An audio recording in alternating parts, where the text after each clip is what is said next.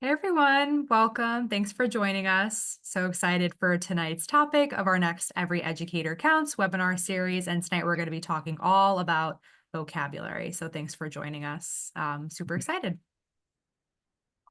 So a couple of tips and tools for this evening. If you've joined us before, you're pretty familiar that we use the interactive program called Padlet, where we can see everyone's responses and it's a good way for us to collaborate and share thoughts while we're not able to be in person.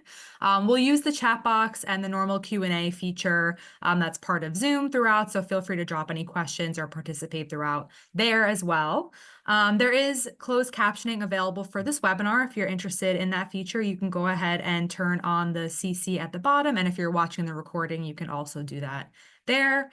And we are going to be using a paper and pencil throughout for some practice, so feel free to keep a piece of paper and a writing utensil nearby, and we're going to refer to that throughout for at one of our activities this evening. So a little bit about RIF. If you are new and haven't heard of us, I'm going to give you a little bit of an overview of who we are. So here at RIF, our vision is to build a nation of lifelong readers. And our mission is we work to disrupt the alarming U.S. literacy crisis by inspiring the joy of reading in children, which we believe is a critical element to driving the frequency, motivation, and engagement needed to create skilled readers. And we know that if we build that foundation of joy for children at a young age, then development, discover, and opportunity follow throughout the remainder of their educational journey. And since our founding in 1966, we have reached over 188 million children in all 50 states and DC, plus US territories. We've distributed over 427 million books within 27,000 communities, and we have over 1 million volunteers, teacher, and literacy advocates as a part of our network. And by you joining us this evening, you are a part of that network. So thank you so much. And my name is Carly O'Brien. I'm the Senior Associate of Professional Development here at Reading is Fundamental. I was a former classroom teacher and reading specialist, and then I came and joined the RIF team a couple years ago to be in front of educators and to support you all because we all need to be supported in this journey to support our students as well. And leading our presentation tonight is my lovely boss, Erin Bailey, Dr. Erin Bailey. She's the Vice President of Literacy Programs and Research at RIF. And she's going to be leading us through the presentation tonight, but I'll pop in and out throughout for some interactive portions. And if you have any questions, feel free to drop them in the chat. But other than that, I'm going to throw it to you. So thanks, Erin. Thanks, Carly. I'm very excited to be here. Thanks for joining us, everyone. Today, we're going to talk about my absolute favorite topic in reading, vocabulary. So we'll go over why we teach vocabulary, what research has to say about vocabulary instruction and acquisition. We're going to give you a working definition of tiered vocabulary, and then end with some best practices and joyful activities, including 2 vocabulary games that you can start using tomorrow with your students. We'll also have a closing reflection and a little bit of time for questions and answers. So I already said that vocabulary is my favorite topic, but I'll share a little bit about why that is.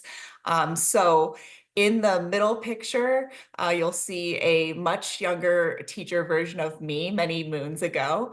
And this was my group of 5th grade students that I taught in the Watts community in Los Angeles, California. And I think we all have those groups of students that they seem like they taught us more than we taught them. And that was definitely this group of students for me. So what I learned about vocabulary through these students is that they were excellent decoders. They could read words beautifully from the page. But when it came to comprehension, their comprehension didn't seem as strong. And I was struggling as a newer teacher to figure out, why is it that they're reading and their reading sounds great? They can read the words, but they're not making deep meaning with the text. Fortunately, at the time, I was also doing my master's in child and adolescent literacy, and that was when I was first introduced to vocabulary. and that became my capstone project for my master's. And I really saw vocabulary as that missing piece, that bridge between students' ability to decode and understand what they're reading. So I included some pictures on here. This image here of the face goes with the word dismayed, and that was actually drawn by one of my artist students, Juan, who you can see in the picture because he's holding up his hands like that.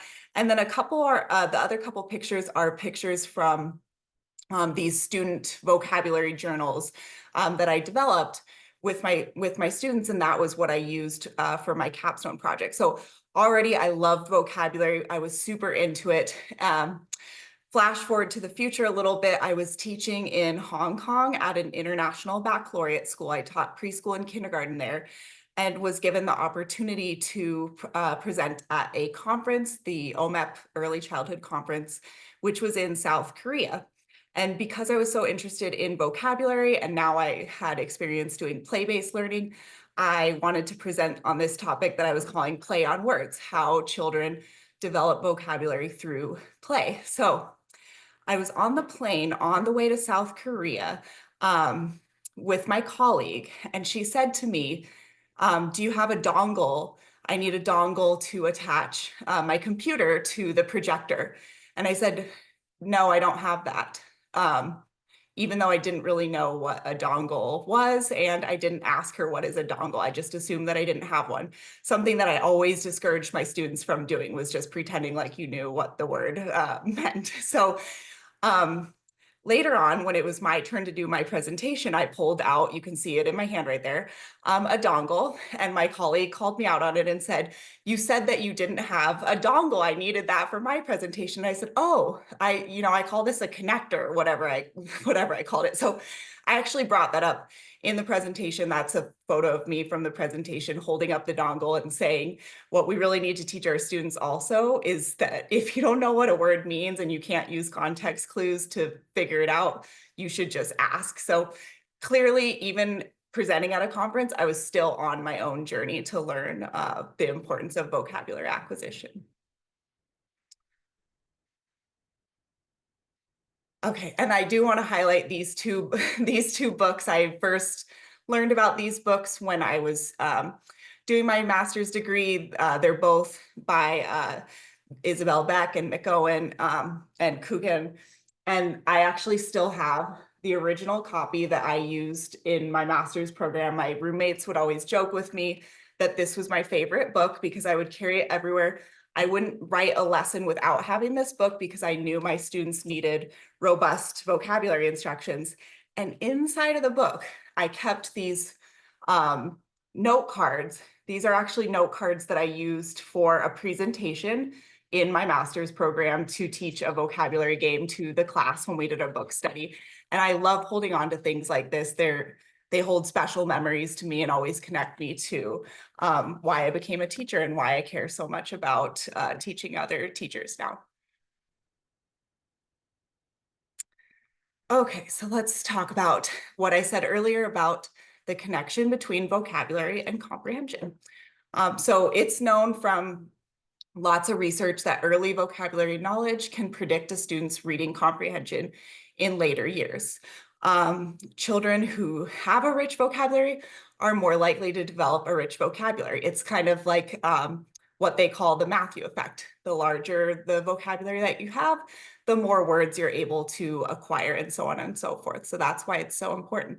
And then this one I love, especially because I have a daughter, she actually just turned 4 yesterday, but when she was 3, children at age 3 have a spoken vocabulary of about 250 to 500 words. And by freshman year of high school, age 14 or 15, they should have a vocabulary of 88,000 words. So you might think, wow, that's a lot of words that they have to learn over the course of just about 11, 12 years. So how do we do this? Well, that means they must learn approximately 700 new words a year. Now, that's not broken up evenly, of course.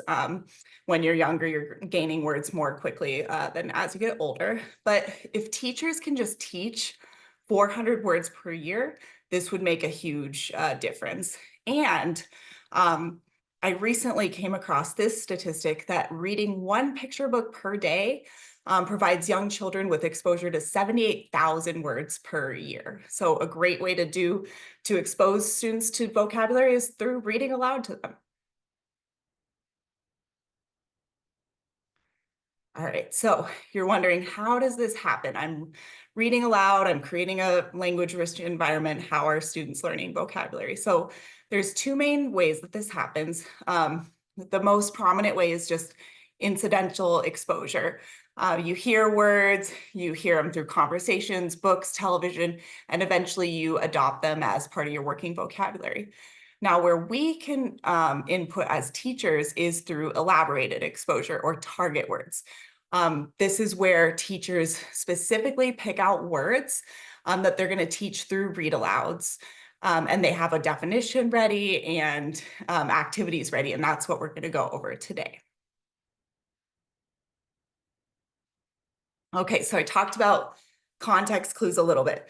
I love this example. It's my favorite example, and this does come out of the Creating Robust Vocabulary book that I held up earlier. This example is from the book Charlotte's Web, and it highlights why it's important to explicitly teach vocabulary words rather than just relying on context clues. So in the book Charlotte's Web, the spider Charlotte is talking to the pig Wilbur, and she says, "It's time I made an egg sack and filled it with eggs." And "I didn't know you could lay eggs," said Wilbur in amazement. "Oh, sure," said the spider. "I'm versatile." "What does versatile mean? Full of eggs?" asked Wilbur. "Certainly not," said Charlotte. So you can see, relying on context only, if she says, "I'm filled with eggs, I'm versatile," the connection Wilbur makes there is that versatile must mean full of eggs. All right. So what does research say about vocabulary instruction? If you caught our earlier webinar in this series, we did one back in August that was defining the science of reading. And oftentimes today, when people are referring to the science of reading, they're mostly drawing from research done by the National Reading Panel, which was a meta-analysis, a study of lots of studies that was done in 2000. So that was looking at studies done from about the 70s to through the 90s. And vocabulary was one of the pillars that the National Reading Panel identified. Now, interestingly, the National Reading Panel had a set of criteria that they were using. It was either experimental or quasi-experimental studies. They identified 50 studies in the literature, but then through on vocabulary, through the review, none of those 50 studies that they identified actually met their requirements. So meaning there is a chapter by the National Reading Panel on vocabulary instruction, but there were no studies conducted during that time period that met the qualifications that they had set. Now, does this mean there's no research on vocabulary instruction? Certainly not. Luckily, that was 2000, and there's been a robust body of research done since then. So two of my favorite articles that I will share a little bit about is one done by Hadley and colleagues in 2018. And they looked at one of my favorite groups, preschool children. And what they did was set up a condition of shared book reading or read aloud and guided play. And then they measured the depth of their vocabulary knowledge. And what they found was preschoolers, through read alouds and guided play, they get a deeper understanding of words when they're taught taxonomically, meaning like if I picked vegetable, I would teach all the words related to vegetable, like artichoke, cauliflower, eggplant. They still make gains thematically. So an example of that one thematically would be if you taught all the different parts of a plant, like bulb, root, seed, soil. And of course, there's some, oh, thank you for the citation, Carly. There's some overlap there. But this was really interesting for me because when we're teachers and we're looking at our read aloud and we're picking out the words that we're going to teach, one thing to just think about is, are we teaching thematically or through taxonomy, through a hierarchical relationship? So I love this study. I thought it was great. another study that includes both quantitative measures, so student performance measures, as well as qualitative, meaning their experiences, is this Bauman and colleagues one from 2007. I love this one, this article a lot too, because it's in a fifth grade classroom. So reading it put me actually back into my fifth grade classroom when I was a teacher, and a lot of the findings lined up with what I was just seeing anecdotally. So it was great to see, what I was seeing and experiencing was actually validated by research. So one thing I want to highlight of this one is it was a mixed method studies. They also included qualitative findings of students' experiences in the program. And what they found was that through this robust vocabulary instruction that included like structural analysis and contextual analysis, students' interests and attitudes towards learning new vocab words actually increased. And I saw that too. Once you start learning new words, you get really excited to learn more and more words, and you can, express yourself better. Okay, so there's lots of ways to think about how vocabulary develops on a continuum. If you Google vocabulary development continuum, you'll probably find various versions of this. This is the one that we're using today. So stage one would mean no knowledge. You've never heard the word before. Stage two, you have a general sense of the word. So for example, if you see the word mendacious, you would think, I don't know what that word means, but I can feel, and maybe through the context, that it has a negative connotation. Stage three, meaning you have a narrow or content-bound knowledge. So you might be able to understand that word if it's in context and you're reading something that you're familiar with. But if you just heard the word out of the blue, you might not know what it means. Stage four, you can't have the knowledge of the word, and you can even have a working definition of the word, but it's not a word that you would use in your reading and your writing and speaking. It's not part of your vocabulary. It's just a word that you understand when you see it or read it or hear it. And then stage five is a rich, decontextualized understanding of the word's meaning, its relationship to other words, and its extension to metaphorical uses. And this is a word that you would feel very comfortable using in your writing and your speaking, depending on the word. So the goal is not to get every student with every word to stage five, but if we can move some of the words from a stage one to stage two, or a stage three to a stage four, and continually deepening that vocabulary development and word knowledge, I'm sure we can all think of words that might be a stage three word for us, where we read it in a book, but it's not a word that we would use, and that's fine. So we're going to do an activity, and we will flip back to the stages, so don't worry. So thinking to yourself for a minute, what stage of the continuum are you on for the word pecuniary? And we'll flip back to the stages so that you have those. And don't look it up, that's not fair. Yes, and if you want to write in the chat, or if you want to just think it to yourself, that's fine. We have a couple ones. So that's fair, because I also was a one when I heard this word too, when Erin showed it to me. And Carly's done this activity. So yeah. Okay, so yeah, think I about can't what stage participate you're on. though. All right, and we can go ahead to the next part. All right, so now I'm going to give you some context clues, see if that helps at all. After completing all of his household chores, the child received no pecuniary compensation for his work, only a thank you from his parents. So see if that impacts your stage at all, or if you can think based on the context what that word might mean. Okay, and if you're watching the recording at home, you can do it too. All right, now let's see the definition. All right, pecuniary, it's an adjective, and it's relating to or in the form of money. So pecuniary compensation, another way of saying that would be monetary compensation. So looking at the article that I mentioned earlier, Bauman et al., we went over some of the qualitative results. So we'll look at what the suggestions were. How do we explicitly teach vocabulary? So Bauman came up with this three-part rule. When you find a new word as you're reading, you can use the context. So you've decoded the word, you know how to pronounce the word, but what does the word mean? You can look for clues in the sentence, just like the sentence of not receiving any pecuniary compensation, just a thank you. Then you can also look at the word part clues. So if there's a prefix, a suffix, a root word that you're familiar with, and then you can use the context again to check for meaning. And there are 5 context clues types. A definition. So sometimes, especially in more technical books, and especially if a word is bolded, there will be a definition right before or afterwards. So you can look for the definition.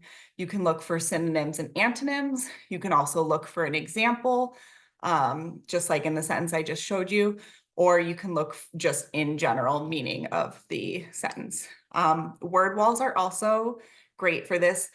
I find, especially with that Hadley article about taxonomy words, having word walls organized, if you're a multiple subjects teacher, having word walls organized by subject is very helpful because you can see the word relations in that taxonomy that way.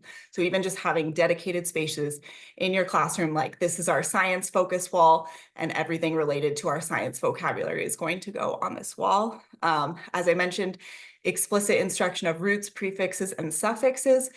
What I did, especially with my 5th graders when teaching this, was I mentioned the student journals. I showed you a picture of the student journals that I had. In the front cover of the journal, I had what were the most common roots, prefixes, and suffixes that 5th graders should know. And that way they had those and they can look back to those when they were analyzing words. And then last, but certainly not least, graphic organizers, which we are going to walk you through how to use one next. So this is called the Freyer model. It's similar to many things. If you Google Freyer model, you'll find a lot of different versions of this.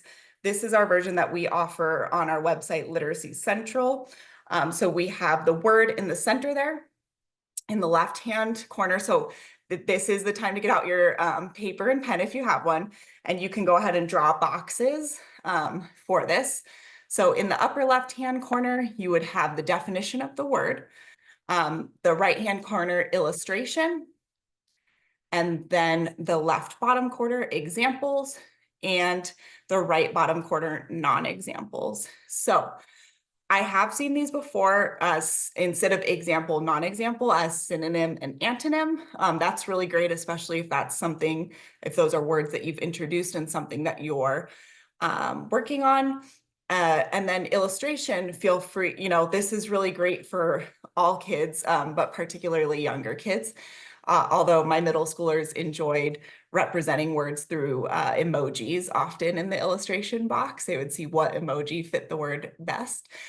But you can always replace that with use the word in a sentence or find the word in a sentence. So just some examples of ways to practice with the word. So go ahead and you can fill it in right now. I do want to point out non-examples should directly relate to the example or to the word. So you wouldn't want to put a non-example as a lake. That doesn't really relate to the word pecuniary. What you might want to use, going back to the sentence that I shared earlier, was like a thank you card, because that's not a monetary at all, or a high five, because you can give somebody a high five if they do something for you, and that wouldn't be a monetary form of payment. So it's more helpful. It'll make the word stick more if the non-example is directly related.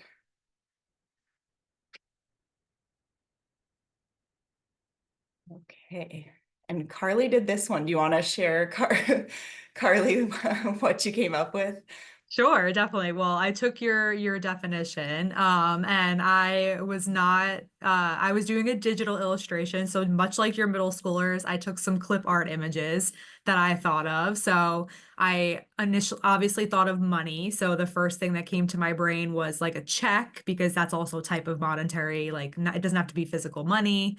So like some examples I thought of were money, bills, cash, like count something that you could physically count, a gift, and some non-examples. If you're broke, you're probably not going to provide some of that. It's like a loss, no reward. So like you were mentioning like a thank you card, that's not necessarily a like a high valued reward or like penniless without any money. So those are some examples that I thought of when I was crafting my example for us. Awesome. Thanks. Yeah.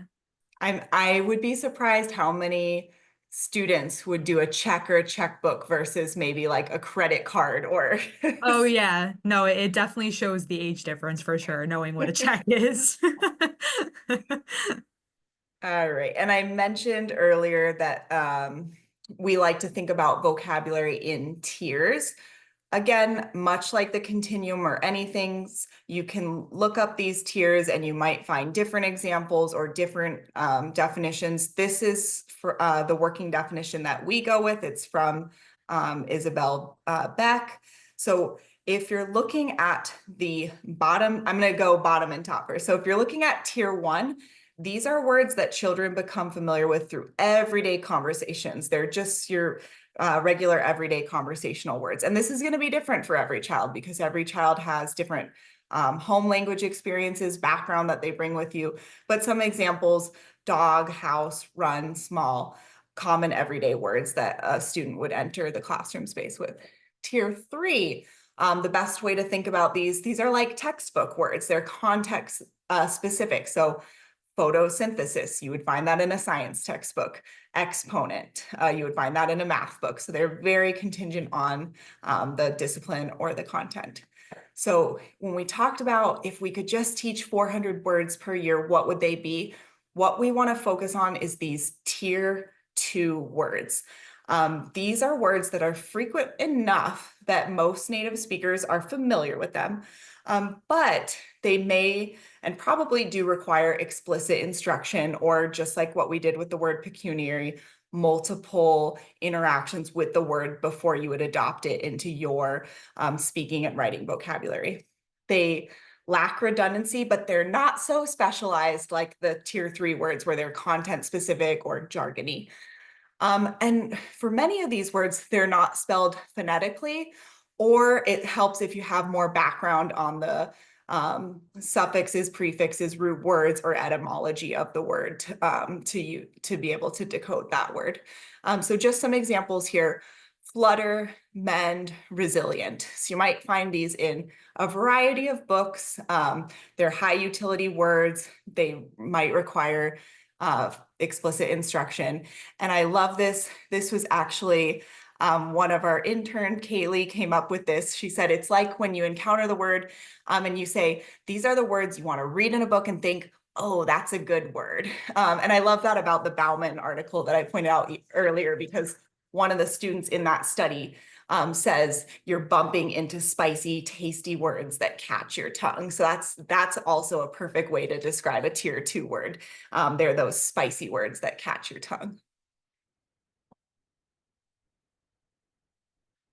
Okay, so again, you can either do this on your paper if you want to draw a triangle quickly and label it 1, 2, 3, or you can do it in your head.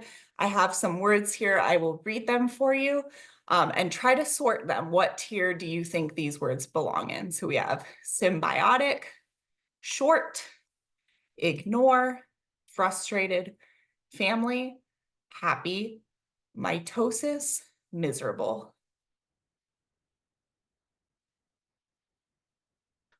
Take a minute, try to think about where those might go.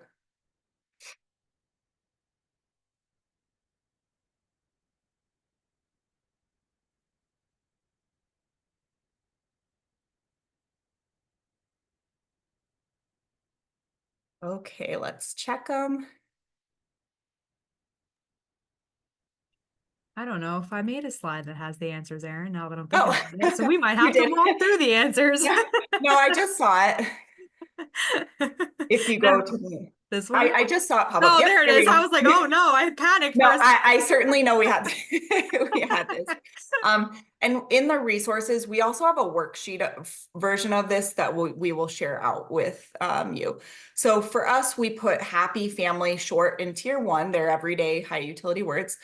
Tier 2, we have ignore, frustrated, miserable. And tier 3, we picked 2 science words, symbiotic and mitosis. And one thing I do want to point out, sometimes tier 2 words with familiarity become tier 1 words. Happy is a good example. Depending on your student's background language, a preschool student might not know the word happy yet, or they may have a synonym that's different that they use at home. So that may very well be a tier 2 word for that student. So it's not such a locked in thing.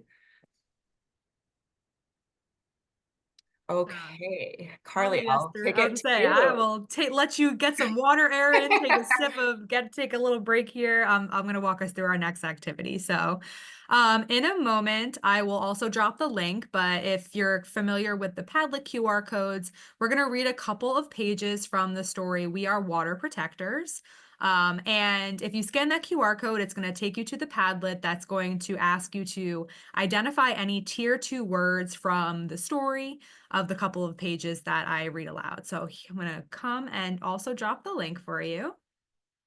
And feel free to also share in the chat if you prefer to do it that way, whatever is easiest for you. So again, I'm going to read aloud just the first couple pages of the story. And then you're going to be thinking about any tier 2 words. And then we're going to walk through a chart afterwards that Erin introduced us to briefly before.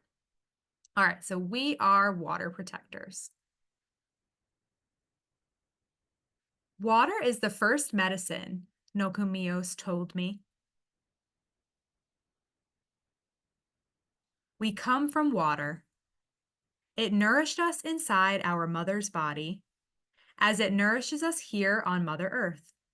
Water is sacred, she said.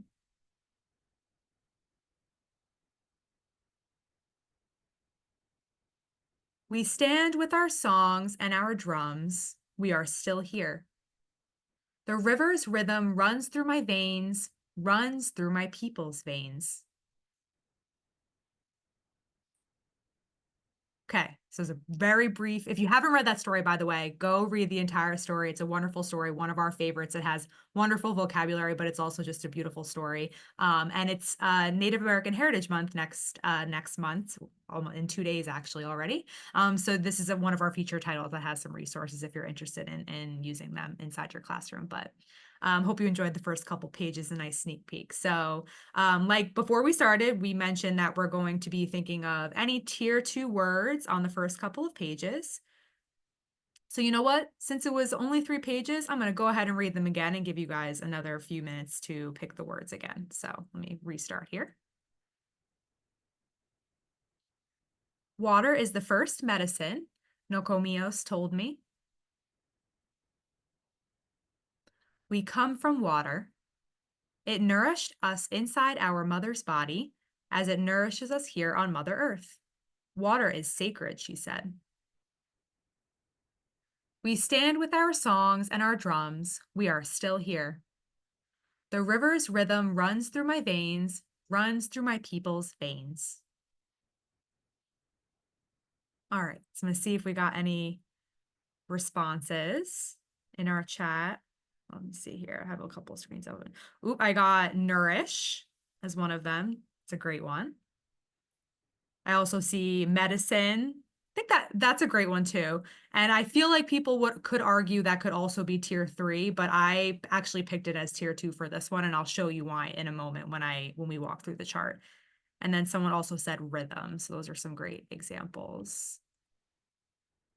So Erin showed earlier and walked us through the triangle of different tiers, and we do have this available in a handout if you're interested. And then on the back page is a chart that I'm going to walk you through in a moment that helps you select which tier 2 words are the strongest, because we can sometimes get lost in choosing all the wonderful tier 2 words in a picture book, but we don't want to overwhelm the amount of words that we use in a lesson. So this is a good way to select a couple words and identify which ones are the strongest. So I'm going to take us out of full screen and put us in edit mode so that way we can walk through it together. So 1 second here.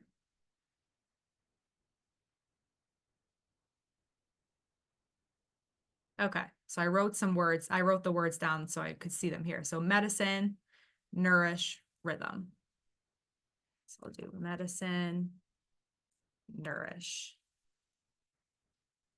and rhythm. Okay, so for the first one, we'll do medicine. So the first question we want to ask ourselves is, do students already have a way to express the concept of this word? So I'm going to pretend in my situation that my students have maybe already learned similar words. So I'm going to put yes here. Is this word critical for students to understand this specific text? Well, they are on that specific page, they are kind of talking about how important water is for our bodies. So I know that medicine is similar to something that we need to nourish our, well, that's another one of our words, but to make our bodies healthier. So I'm going to go with yes. It's most likely critical for students to understand that word for this context. And then is this word helpful for students to understand many texts? I would argue yes. I think that's a very common word that students will come across, and it could be used in many different uses. Like for this, they're talking about how water is medicine. It's not the medicine that we think of typically. So that's a perfect example of why students might need to understand the meaning across multiple texts. So similarly for this next one, can this word be used in multiple contexts with multiple uses? And I'm going to put yes there also. So this can kind of help me decide that I have a lot of yeses here. So I think I'm going to choose definitely medicine when I'm selecting my one of my words to choose. So you can do the same thing with nourish and rhythm. So quickly, do students already have a way to express the concept of this word? No, actually they don't, which could be powerful because maybe I want to teach them a way to use some type of this concept with a word. So we can still keep that in mind.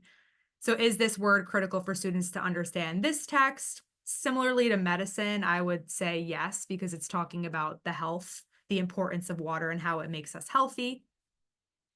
Is this word helpful for students to understand many texts? It's a pretty common word, so I might say yes there also. And then can this word be used in multiple contexts with multiple uses? I'll say yes there as well. So this might be another strong word that I'd want to choose. So this is just an example of two of some of the tier 2 words that were in this story. So after you read the story and you're prepping for your lesson, you can fill out as many tier 2 words in this chart as you identify, and then you can walk through that process to decide if it's not worth, because every word is worth, but maybe worth it for that moment on that day, or should you revisit it in another day because it might relate to something in a later lesson. So that's just one way to help you walk through whether or not you should choose some certain words. So hopefully that is a nice helpful resource for you all, and I'll share the link in the chat in a moment when I throw it back to Erin, but you'll also get a copy of everything as since you registered for the webinar. So I'm going to throw it back to you, Erin. Thanks, Carly. And I'll just reiterate what you were saying. In terms of what resources Reading is Fundamental offers on our Literacy Central, our team of content specialists have gone through many of the books and pulled out tier 2 words for you. So we have already for you Frayer models with the tier 2 words in them, as well as like crossword puzzles and word searches, really robust resources to help your students continue to practice and reinforce those words. But the great thing about this worksheet that Carly just walked you through is that context is everything, and students, based on their home languages, their background knowledge, their lived experiences, are bringing with them to the classroom different language and different language needs. So this, if you see, we've put together 10 words and you know that's too many to teach. We've just identified 10 tier 2 words for you. That's a lot to say. if our team has identified it, this worksheet can further help you. Okay, which ones do I explicitly want to teach and do activities with, and which ones do I maybe just want to give a definition as I'm reading to make and move along with it. So that's why this this resource can help you differentiate your instruction. And the other thing I wanted to share about was, in addition to all those resources, a lot of our books have vocabulary guides, and that's where we have selected the tier 2 vocabulary and we've put a concise student-friendly definition with it.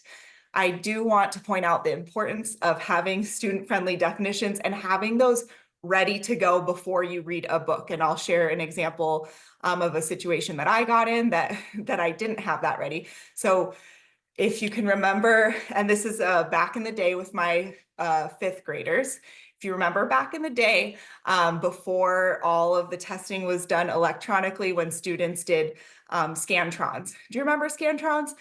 You had to, yeah, you had to like use a pencil and fill in little bubbles.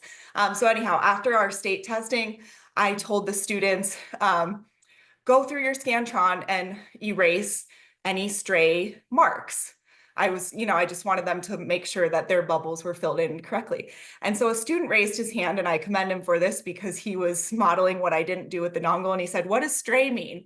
And I didn't have a definition ready. I was caught on the spot. So I just said, "Oh, stray means like unwanted." That was the best thing I could come up with on the spot. And so this student followed up with, "So is a stray dog an unwanted dog?" And that kind of just broke my heart. So I use that as an example now of why you want a concise, student-friendly definition ready to use. We do have a resource that I recommend to everyone, and you'll get it with the follow-up materials for that, and that is the Longman Dictionary. It's a website. You can also purchase a physical Longman Dictionary. In my experience, those have the best student-friendly definitions. So we always look at those when we are crafting our definitions, and I encourage you to do the same. All right, who's ready for some games? Me. The fun part. All right, let's jump in. Okay, this is probably my favorite game. It works great for all grades. I would especially recommend it for upper elementary and middle school, like 3rd, 4th, 5th, 6th graders. And it's a great way to reinforce the vocabulary that you have taught throughout the school year. So this game is called Word Wizard. And we do have a resource for this. I will talk you through how I played this game with my students, but of course, adapt it to meet the needs of your students. So what I used to do was I would have a student dictionary that students would add to every time we learned a new word. Eventually, when I was a reading specialist, I turned the dictionary just into Frayer models. So students just had a package. I spiral bound them at the beginning of the year with a bunch of Frayer models. And every time we learned a new word, that became part of their dictionary. They could take this with them and refer to it at any time. That way they could look back to words that we learned earlier in the school year or semester. So they have their words that they've learned. Now, anytime your student sees or hears the word outside of class, they write it down. And we have these little strips for you that you can write it down with. And I like to give some students examples of this. So if you read the word pecuniary in your independent reading book, if you hear it on TV, if you hear it in conversation, all you're going to do is on the strip of paper, write the word, where you heard it. So I would just write TV. And then the best to your ability, it's easier, obviously, if it's printed, write down the sentence that you heard it in. So I would either copy the sentence from the book or use my best memory to write down the sentence that I heard on TV or in conversation. So then, at least the way I did this, because Harry Potter was super popular at the time, I had a box in the class. I had these directions on a poster written in Harry Potter font with a sorting hat, and the box was decorated with all kinds of wizard things like stars and wands and everything else. And throughout the week, students could write down their words, and it could be any word that we've learned in the whole school year. It didn't have to be the word just from that unit. And they would add their strips of paper to the box, and then at the end of the week, I would draw out one paper from the box, and that student, again, Harry Potter was super popular, would get either a Harry Potter pencil or a pen that was in their house, like Slytherin, Hufflepuff, a wand that represented their house. So it was really fun for kids. If you're at a school that does not do prizes, that's fine too. They can win bragging rights. I've also seen online like pins that students can wear for the day to say that they're the word wizard. Maybe you have a sorting hat, something fun like that. But the main thing is the more submissions that you do throughout the week, the higher your odds are of having your paper drawn out. And then the last direction I always say is to have fun. And then what I love most about this game is that even if you're cheating, you're winning. And I'll tell you a story about that.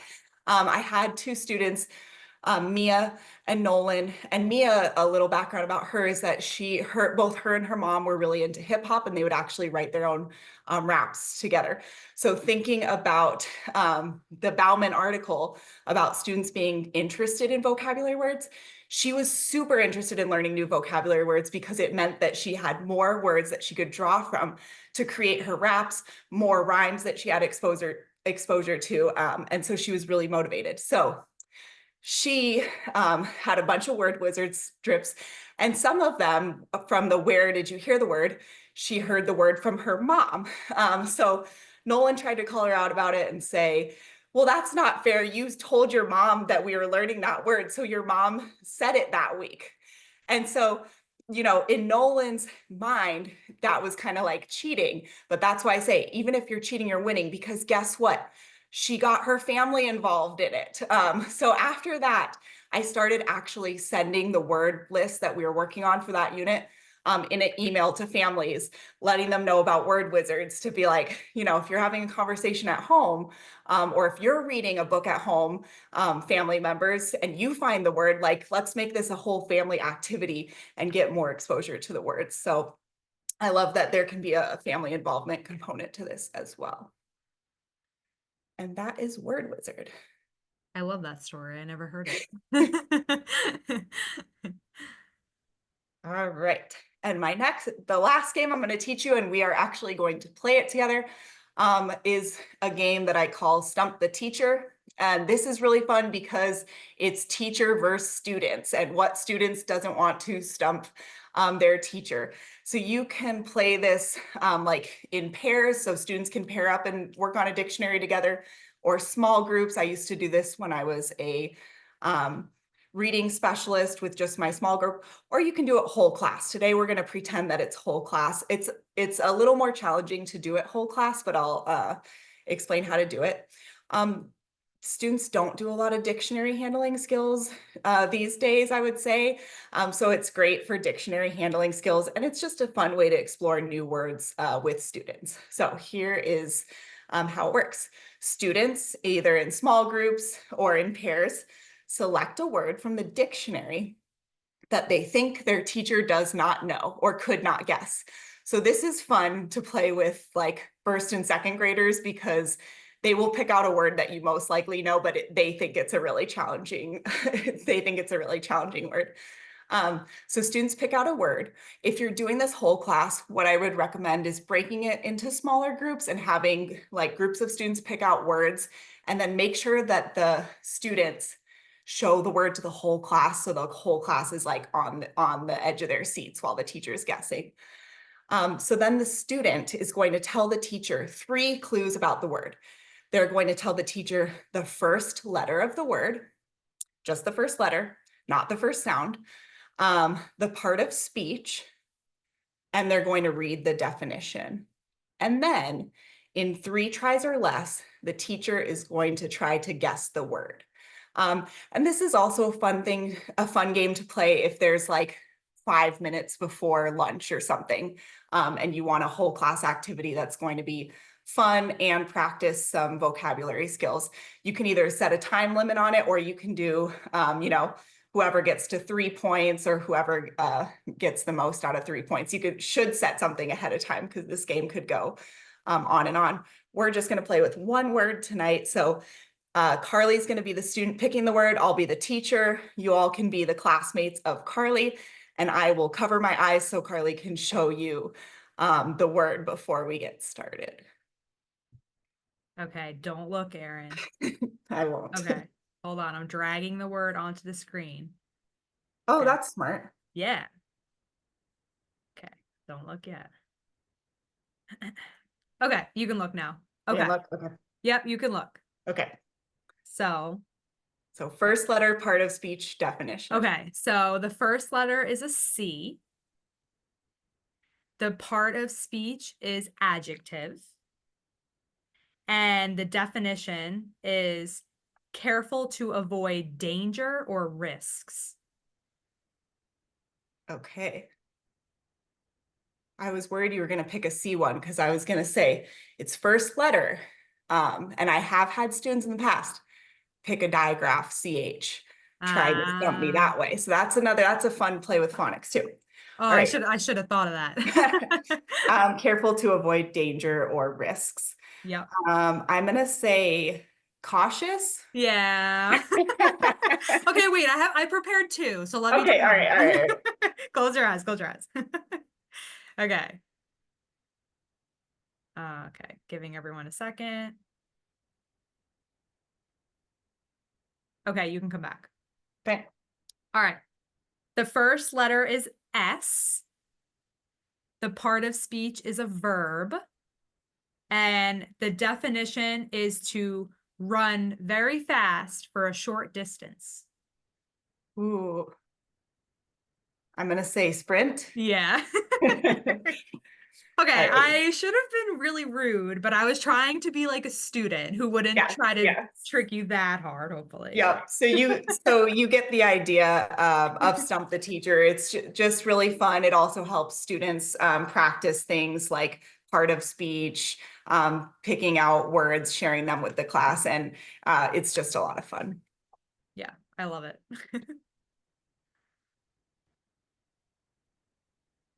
And that is all that we have for you all today. We're, beautiful with the timing. So if you don't mind, and even if you're watching this recording on your own time, we are still able to see these Padlets afterwards, and you can engage with the Padlets through the recording. So please share with us today, what did you learn? How has your thinking changed? And how will you use this information with your students? You do not have to answer all of these questions. You can pick one, you can answer all three. I always share that I used to have these three questions or versions of these three questions posted onto my wall towards the exit when I was a reading specialist, and I would have students just tap one on their way out and tell me about it. I especially love the one, what did you learn? We've all had a student before that said, I didn't learn anything. None of this was new information to me. That's fine. Was there a skill that you practiced, or was there something that was reinforced for you, or did your thinking change in a way? So I like these questions because they're differentiated, that everyone can get a little something out of them, and it helps you reflect on your learning. So please share. And we do have our full webinar schedule in this series. Again, this is science plus joy equals impact. Hopefully you felt that today. I shared what some of the research says about vocabulary instruction, and then Carly and I modeled some joyful practices for you. So next up, in the month of November, Dr. Chase Young, who has published many articles and books on the topic of fluency, will share about science plus joy equals impact in fluency. And then after that, Carly and I will be doing a fun one also in November about the importance of play. And we will have special guests, Spencer Russell, for that, and Love Every. So we would love for you to join us for those and any and all of our upcoming webinars. Yeah, and I will definitely drop the link, have some folks asking for again, you'll get it. Don't worry, but if you're eager to sign up now, there's the link in the chat for you, and everything is updated with all the information that Erin just shared. And thank you all so much. I love doing presentations alongside you, Erin. They're super fun. You're always bring the joy. So thanks so much. And thanks everyone for joining us. Thank you all. Have a great evening.